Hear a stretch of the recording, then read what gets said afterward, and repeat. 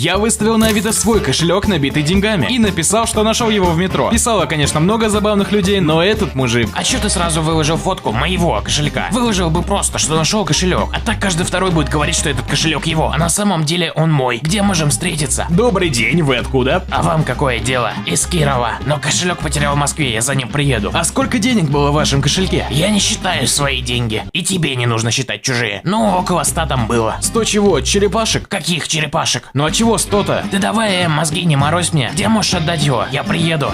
А вы играли в Warface? Чего? Ну, на кошельке лого этой игры. А, ну да, поигрывал в танчики. Поэтому и кошель такой. Какая тебе разница? Верни кошель, да и все. А если не верну? Проблемы будут у тебя. Большие? Как Эльфифа башня.